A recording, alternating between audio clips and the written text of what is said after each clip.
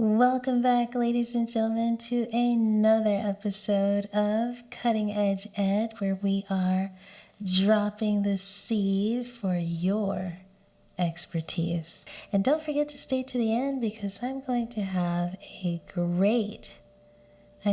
phenomenal website that I'm going to share with you that I think you'll really like and enjoy. All right, so stay tuned to the end. Today we have a very, very special guest today with us, Tia Shirley. Hello. Yeah.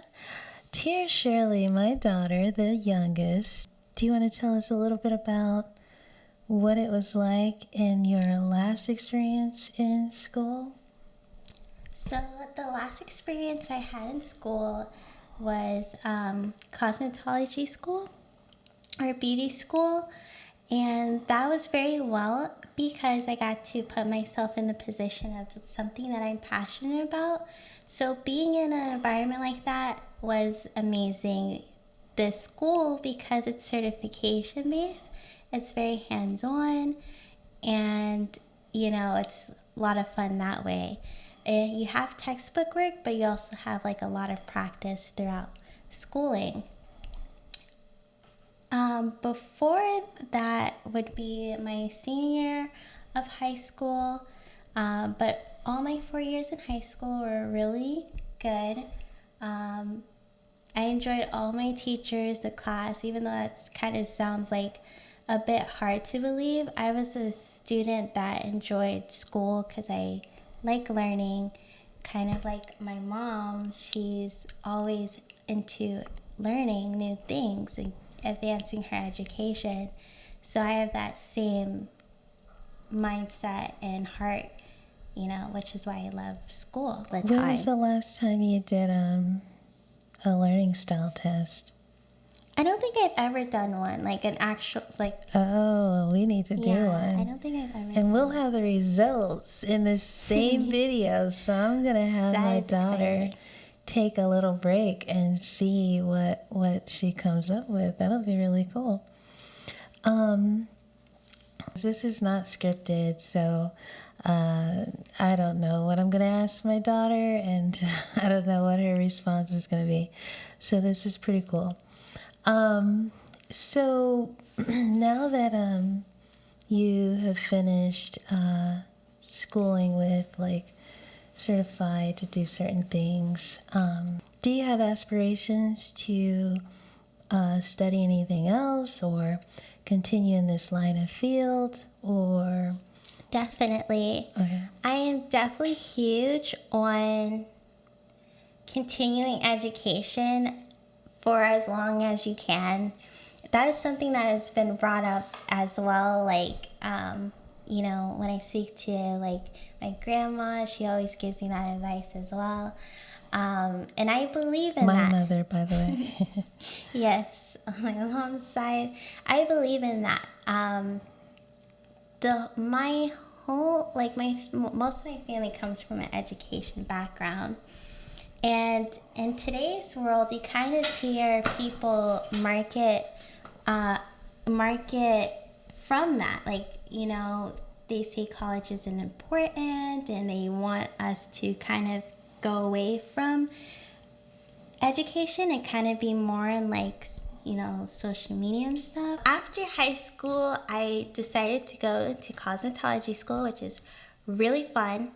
But cosmetology school, or any trade school or certification that you get, is very hands-on, it's very proactive, and you have textbook work to know the analytics behind what you do, but it's super hands-on, so you really do walk out of the school being an expert, versus school, like it's all textbook, but you haven't got the hands-on.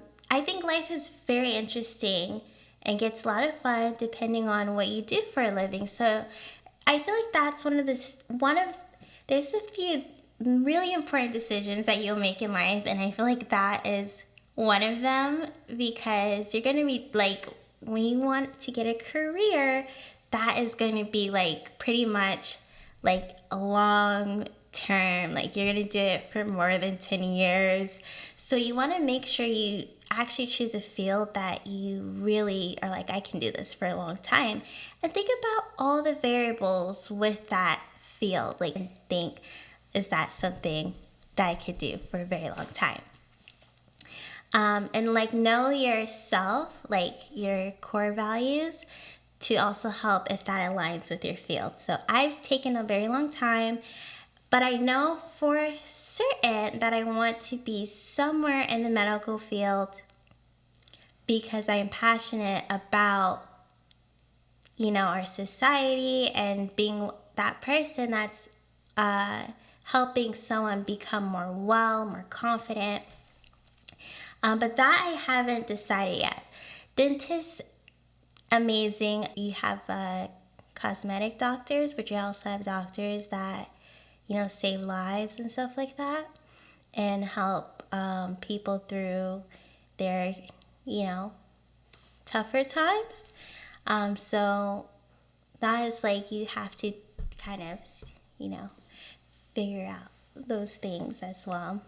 But yeah, like, that's for me personally. But even like tech, seeing how the world is becoming more into technology, and things are going to be ran off of robots, they're saying, kind of makes you consider going into that field. So there's a lot of things that you can help realize yourself when you take the time out and not just like rush into something, because you're like, most of us were like 18 when we graduate high school, and we're just like, we just go straight into college and we don't even know ourselves fully. So it's okay if you want to take the time out, but don't take too long, but make sure you can like talk to friends and, your parents, and kind of have them help you guide in that direction of your decision making.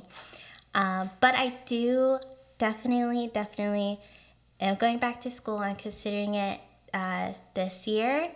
And I'm just like, I'm going to have to make my mind up in one of those fields. So I don't know which one I'm choosing yet, but I will make my mind up soon. I have never done a learning test, and we're going to take one to see where I'm at. But, I would say I'm a visual learner mixed in with like hands-on.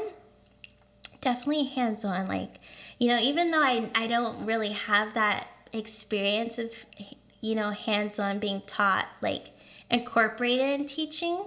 I usually see more like textbook work, and then, I follow suit with that. But the times that I have gotten hands-on learning, I retain the information very well. Visual learner, for sure, because I'm a very imaginative person. So I just figured that would be in there too. So I had my daughter to do the VARK test and questionnaire, and I'm just going to display the end results from her taking the questionnaire. I'll just post it on the screen for you to see.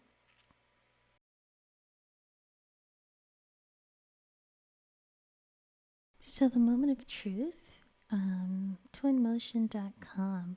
This is a site I wanted to tell you about.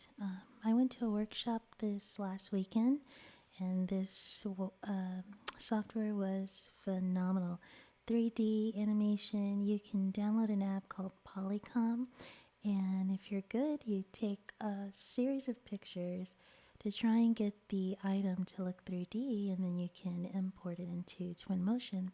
The camera's kind of blurry, but it came out crisp, but I definitely need to take more time learning how to use that. I wanted to show you this cool Lego set. One of my students suggested I get it since I love Halo, and I got a couple of students building it. And I'll show you the end results when it's done. All right, guys, I'm signing off. See you next episode.